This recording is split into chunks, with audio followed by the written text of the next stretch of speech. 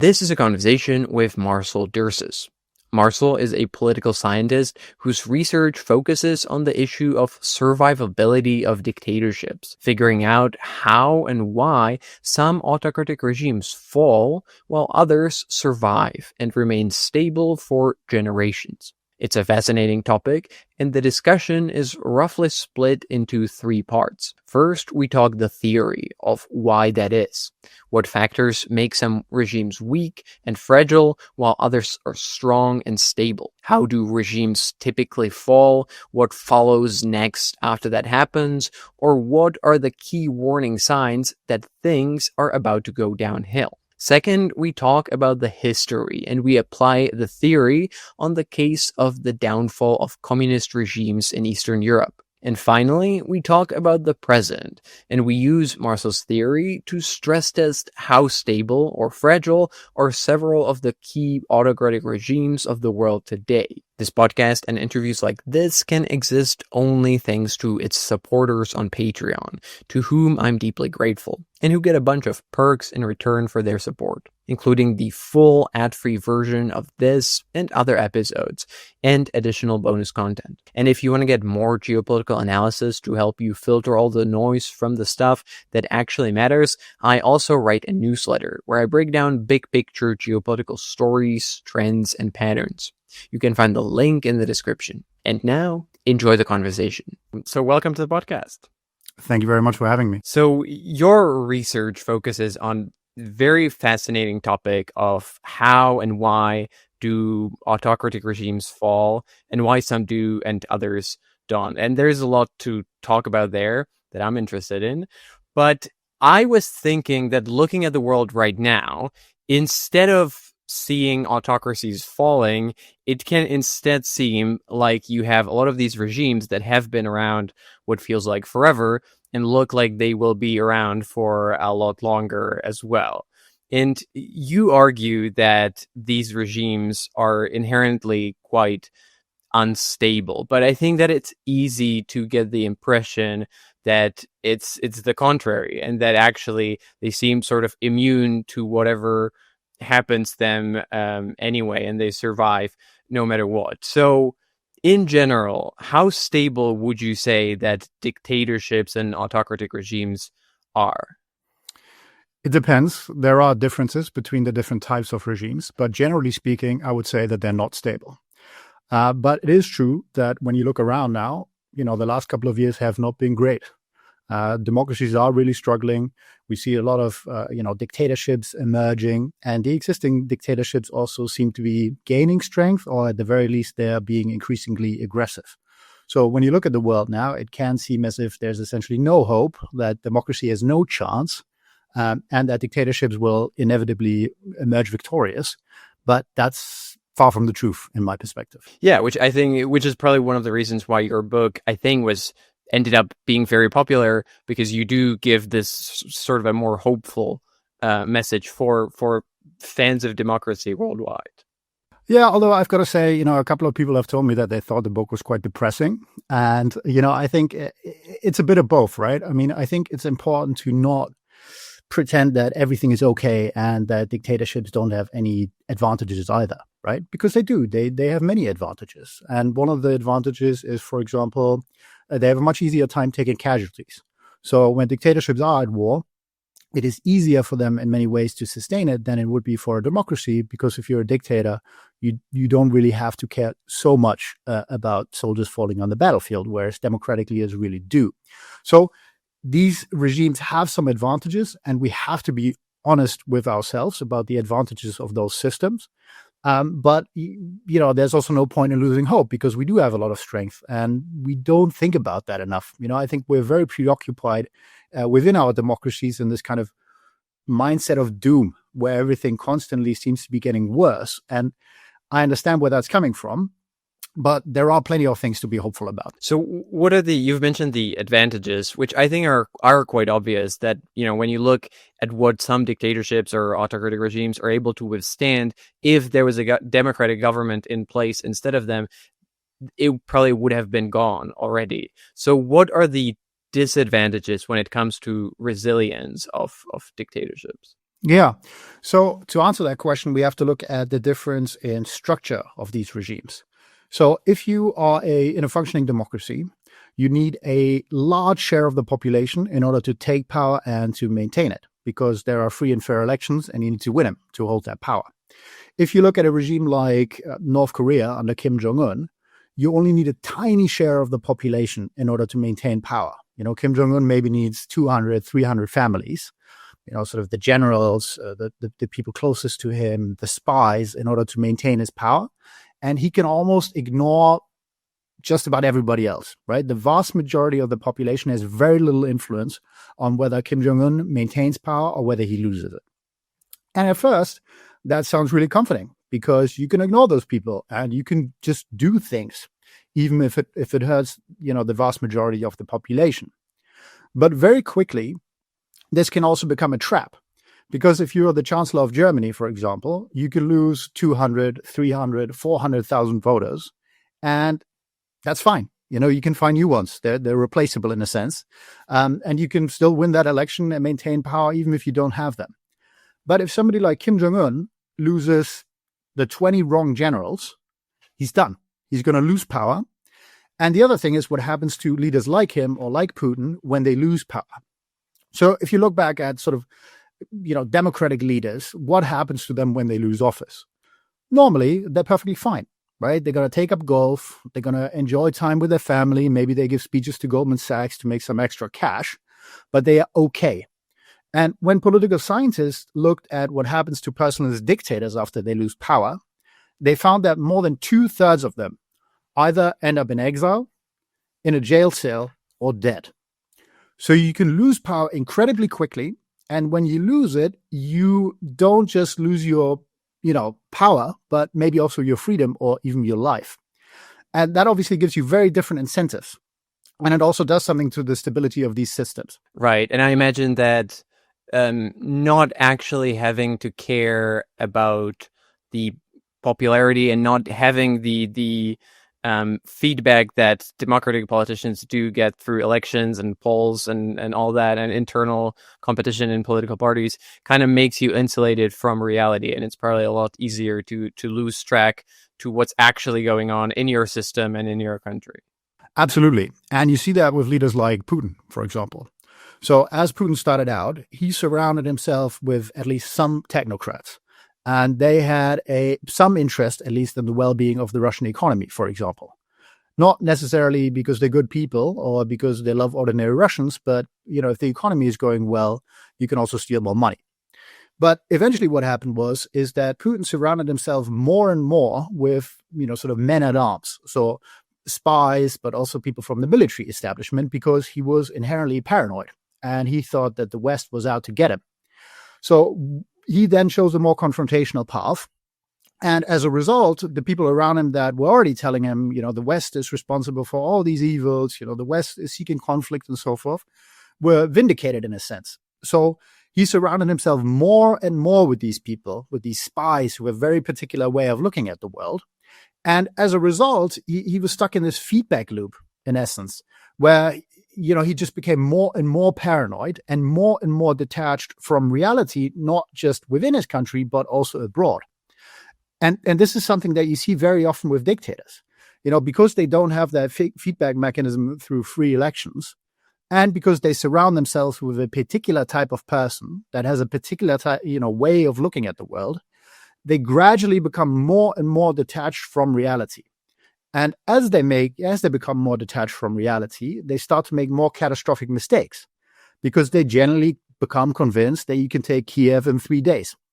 And you can't.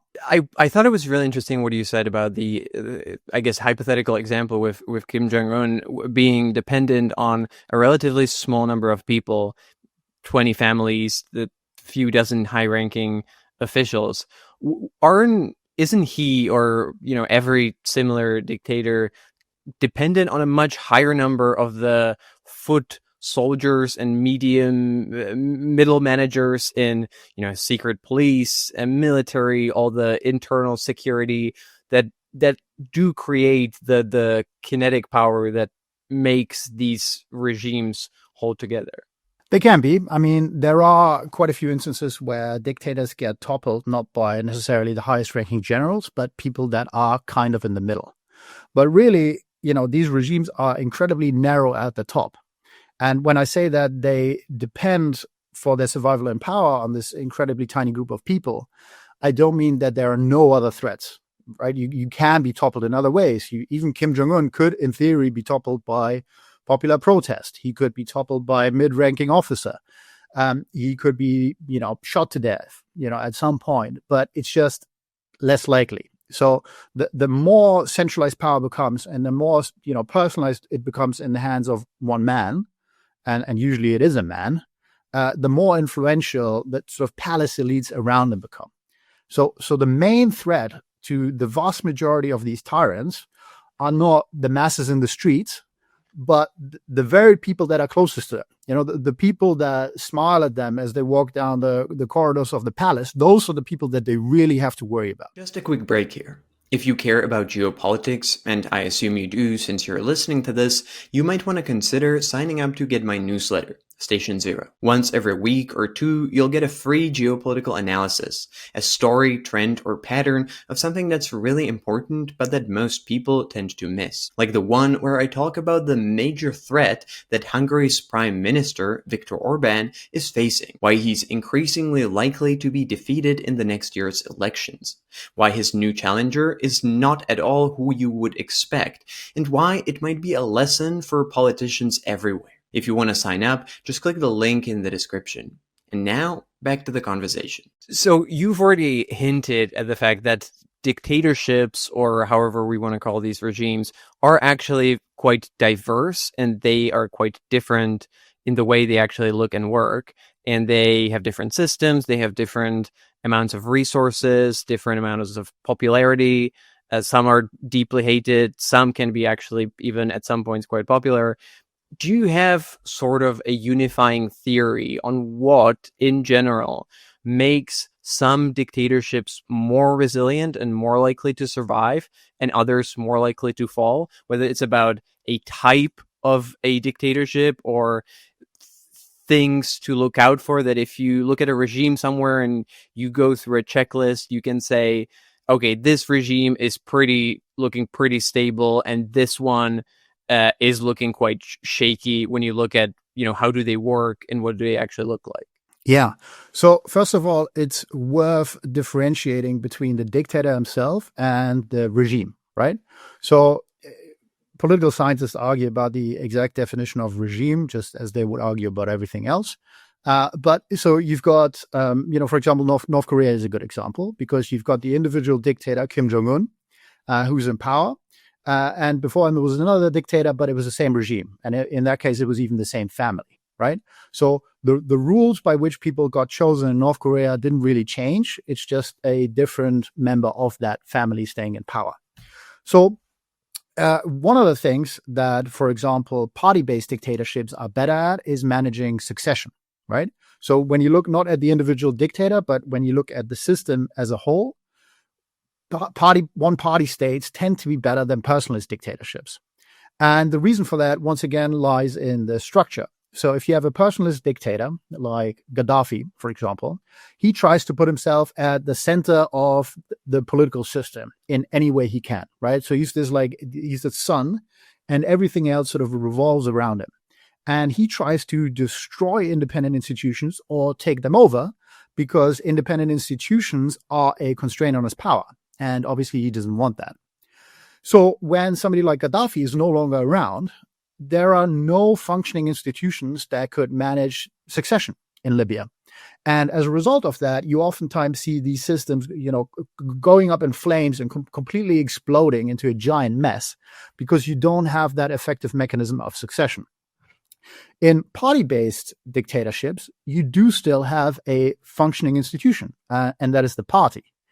Now, that doesn't mean that, it's democratic in any sense, or that there's not one leader who's more powerful than anybody else. But at the very least, you have that one institution that can deal with that conflict and that can prevent it from turning into shooting in the streets, in essence, right? So by and large, these party-based dictatorships are more durable over a longer period of time than personalist dictatorships would be. And as to the question of when dictatorships fall, I think the way that I look at it is to essentially look at the way that dictators manage trade-offs. Because we talked about this potential trap, and we talked about how quickly dictators can fall. And they know that the people around them are often the most severe threat to their rule, so they have to manage them in some sort of way. That's not optional, right? They have to manage the military, they have to manage the generals, the spies. But the problem is that once you try to manage these people, other problems arise. There are other threats. And you have to be able to deal with those trade-offs each and every day. And if you fail, you are going to lose power. So perhaps let me give you one example to make it a bit less abstract. So you know that a military coup is a giant risk to your rule. So what do?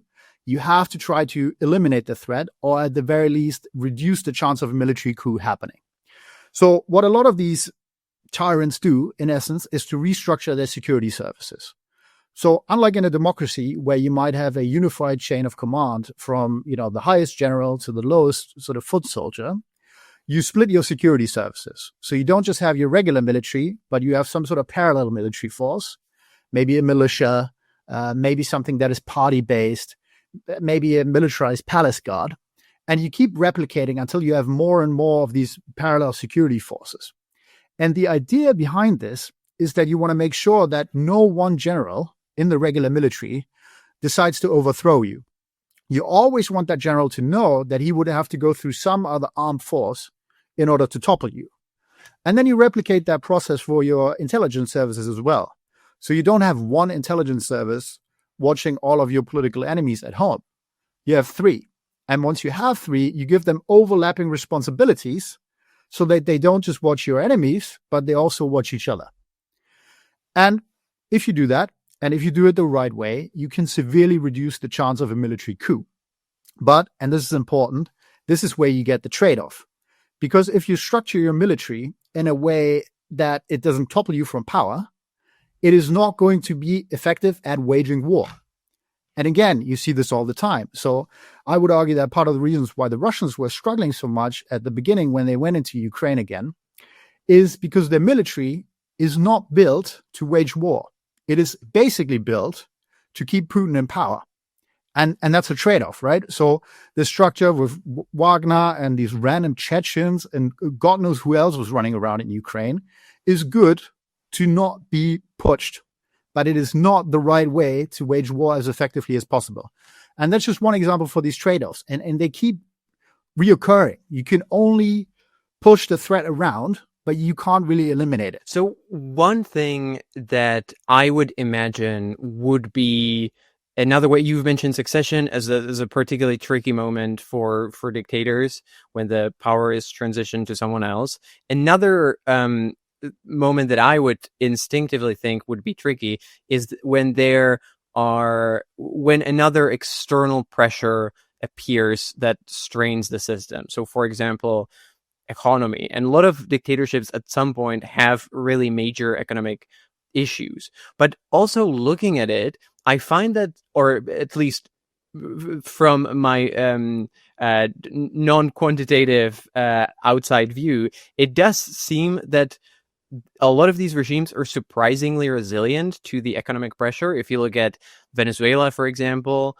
or North Korea, a lot of these regimes went through completely destructive long periods where the economy completely fell apart, but still the regime managed to survive that. So I guess the question is, why is that? Yeah, it's a good question, and it's a question that often comes up when people discuss sanctions. So they have this idea that, if you impose sanctions and as a result, the economy of some dictatorship struggles, that the dictator is going to, resign. I don't really know what their thinking is. But obviously that doesn't tend to happen because, if you resign as a dictator as a result of sanctions, you are effectively signing your own death warrant. So there is not going to be any type of sanctions that will convince you to voluntarily abdicate power because, again, the risks of doing so are extremely high. But That doesn't necessarily mean that economic pressure is a bad idea or that it's something that can't have an influence. It can. It just depends on the type of pressure, and it depends on the type of regime that we're talking about. So sanctions, you sort of at the broadest level, can be a risk because these regimes, as a dictator, you need to reward the people that are, again, the biggest threat and that are closest to you. So you can't just use repression every day against everybody. Every now and then you need the carrot in addition to the stick. So you need to make sure that the generals are either scared or happy. And you sort of it's as much an art as it is a science. So if the economy suffers and you can no longer use the carrot because you have less money to redistribute amongst those spies and oligarchs and generals, you can run into trouble. But the problem is that a lot of these countries that we're talking about, for example, also have masses of natural resources. And we know from the sanctions literature that they are much more effective against countries that don't have access to natural resources than countries that do have access to natural resources. And the reason for that is that however heavily sanctioned you are, you can always find somebody to buy oil, because oil is so valuable that you might be forced to sell it at a discount, but somebody is always going to take it off your hands. And when they do, you can redistribute that cash. And the other thing that can make a difference is if you are, let's say, a party-based dictatorship, you can give those palace elites something else that they might want. So you might have less cash, but maybe you can give them an important position within the party. And that can make them happy enough to at least try to not topple you. And lastly, for example, military dictatorships have the advantage that they have an easier time using repression. So if you run a military junta and you are hit by sanctions, you might not be able to give out carrots to the people that you need to stay in line, but you can just shoot them. And the likelihood that your own soldiers are going to refuse those orders tends to be lower in that type of regime because they themselves are from the military. Yeah, which is, I guess, why also these regimes, even when they don't have enough resources, they do whatever they can to give those resources to the military or to the repressive forces that keep them in power. So that way, I guess you can, even with little, you can still get by. Absolutely. And in essence, you use the resources to keep in line the people that you need in order to maintain power. And, talking about the advantages of democracy, for example, I think this is a key advantage of our political systems because our leaders need to do some nice things for us some of the time. Not because they love us or because they're good people or they want to go to heaven, but purely because they want to maintain power. And to maintain power, they need to make us somewhat happy or at least prevent us from hating them. So the incentives are in our systems, the interests are much closer to your ordinary voter than they would be in a dictatorship. You've mentioned that there's a few ways that a dictator's reign can end. Palace coup, military coup, protests from the street. Do you have data on what is it that actually most commonly leads to an end of a regime like that? Or does it depend on the type of the regime as well? So the vast majority, roughly 2/3, are insiders. So if you get toppled, most of the time it's going to be somebody that you know and somebody close to you. It's not going to be the masses in the streets. But of course, there are differences. So we talked about how in theory, Kim Jong-un could be toppled by mass protest. In practice, he won't be, right? Because to take mass protest as a method, the big advantage to nonviolent mass protest, it's that it's comparatively easy to mobilize.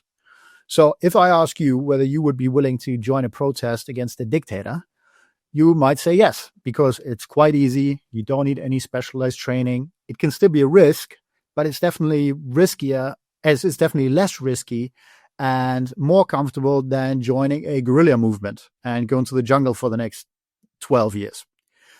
But obviously, if you live in a system like North Korea, where the risks of going to protest are so high that you might get shot or that your family might go to a gulag, that mobilization advantage of nonviolent protest evaporates into thin air because nobody wants to protest if they think they're going to get shot. And that's why it's extremely unlikely that somebody like Kim Jong-un could ever fall through nonviolent protest. It's much more likely in regimes that are closer to the middle, right? So these are regimes that are not democratic, but it's still possible for people to mobilize in the streets in some way. Do you have, if you were a dictator, what would be your list of warning signs that you would be looking out? And when you start seeing them, one after another popping up, you would start to think, okay, this is not looking good. I might be in trouble here. Yeah, not to give too many tips to the wrong people, but, I think there are a couple of things that you should look out to if you still have the ability to look out for things and you still have some connection to actual reality. So one of the things to look out for, of course, is what happens in neighboring countries. So we know that diffusion plays a huge role. So, end of the Cold War or Arab Spring, for example, if people in a neighboring country are rising up, likelihood is you're going to be in trouble. If it's a similar kind of system, if maybe they speak the same language, if maybe it's a similar type of dictatorship, you need to be extremely careful. And it might even make sense for you to use some sort of preemptive repression against people who could cause trouble if you want to maintain power. The other thing is, of course, is what happens, what is life like for ordinary people? Because while ordinary people are not necessarily the main threat, they are a threat, right? I mean, if you treat people badly enough and they have an option to either rebel or to join a protest in some sort of way, they can become a problem. And the risk of nonviolent protest from the perspective of the dictator is that things can snowball very, very quickly. So one day you might have 1,000 people in the streets, and because you don't want to look weak, you use repression. So you send somebody to, in essence, club them down. But oftentimes, when you sort of use violence against women and children, you don't make yourself popular. So the risk here is that the next day you have even more people in the streets. And perhaps that is a point at which you would have to give an order to use lethal force in order to get them off the streets. And this, for example, is a moment at which dictatorships are incredibly fragile, which is odd in a sense, because on the one side you have these unarmed civilians, and on the other you have the dictatorship with the tanks and with the guns and nowadays also drones. And yet it is at that moment that dictatorships often collapse under the weight of their own repression. Because the dictator gives an order to shoot, it needs to be followed. Somebody needs to actually carry it out. And at that moment, it often isn't, because either a soldier refuses to follow through and maybe shoot his neighbors or shoot his friends or at least shoot his countrymen, or because the regime fractures at the top. And we see this quite frequently. So what, because I couldn't agree. And often you see that this is the breaking point where it goes either one way or another. So what it makes the difference between the regimes where the order is followed and the ones where the order isn't? It's tough to say because, again, it depends on very few people. So there are a couple of things that you can do in order to maximize your chances of that order being followed. So, for example, one of the things that the Chinese regime did when they put down protests on Tiananmen Square was to make sure that the people that were doing the killing were not from Beijing. But they sort of drafted in people from outside of the city because they knew that the closer you are to the people that you're supposed to use violence against, the more likely it is that you're going to refuse that order. So if you're a clever dictatorship, you use people from somewhere else. And an extension of that, in a way, is the types of troop deployments that we see by Russia. So if you think back to the big protests in Belarus, for example, that were put down by the Lukashenko regime, if you are a soldier or you're a policeman in the service of the Belarusian dictatorship, and you are faced with an order to use violence of some kind against your own people, and you turn around and you see 1,000 Russian paratroopers, those Russians don't have to do any shooting to help the regime survive, purely because they changed the risk calculus of the people that are supposed to follow the orders. Because, of course, nobody wants to be on the losing side, right? Because you know that if you're that policeman, you are that soldier, you refuse the order, the regime survives, you're in trouble, right? So you want to win. And obviously, if you see those Russian paratroopers, you calculate that it's much more likely that the regime is going to win. So there are things that you can do. Yeah, that's incredibly interesting, and especially the way you look at it and the way you're able to explain it. I find that really fascinating. I want to talk. I would like to now take the theory and apply it. And first, I think it would make sense to apply it retrospectively at a case from the past, and then we'll look into the present, the future. But first, a case from the past, and I wanted to take the advantage and look at the fall of the Eastern European communist regimes that all happened in 1989 and 1990. And in the book, you look at the fall of Ceausescu in Romania, but I'd like to look at it a bit more broadly, because I think for a few reasons, both because it was very unexpected for, experts studying it, even for analysts in the CIA looking at it, no one really expected to happen. And also for the people in those regimes. So my parents, grew up in communist Czechoslovakia. And one of the things that people from their generation always say is that everyone thought that they were born into that regime and they will die in the same regime as well, that it will be there longer than themselves. But then it didn't, and the regimes went away very suddenly and quite easily. And growing up, I've always seen that. And my impression was for a long time that it's fairly easy to get rid of a dictatorship. You just take enough people, put them protesting on a street, and eventually the regime will give up. And then looking at other regimes elsewhere, I realized, okay, that probably maybe that was an exception and it's not actually that easy. But if we look at, those cases, as an example, why was it there that they all fell so suddenly and so easily, and in most cases without bloodshed? So in most cases, they were the rarest types of revolutions, both nonviolent and from street protests. Yeah. So first of all, I think you make a really good point, which is this idea of inevitability, because dictatorships, of course, want to foster that. Right? They want people to think that there can be no alternative. They want people to have this impression that they were born into it and they're going to die in it. And really, there's no other option. And even if there is another option, it might be worse, but it's definitely not going to be a democracy. Because, of course, when people realize that there could be an alternative, things can happen so quickly because it depends on so few people. And you saw that, for example, in Syria. Right? I'll return to sort of Europe in a moment, but you saw that very clearly in Syria. So Assad had been struggling for a long, long time, but for most of that, it didn't seem possible to Syrians and to the regime's sort of soldiers that Assad could actually be toppled. But then one day, it did seem possible. And as soon as it was, you literally saw Syrian soldiers who had fought for Assad take off their uniforms, throw them to the side of the road, and just go home. And just like that, Assad, he was done. He was done. So this impression, I think, is incredibly, incredibly important. A lot of this, before you get to any kind of shooting, is about psychology, both, when it comes to the sort of ordinary people, but also the calculations of the people within the regime. And to get back to Europe, I mean, I think, obviously, part of this is about the bravery of the people who did, go out to protest at great length and who didn't have that benefit of hindsight. They couldn't know that it wouldn't be that it wouldn't necessarily be bloody and so forth.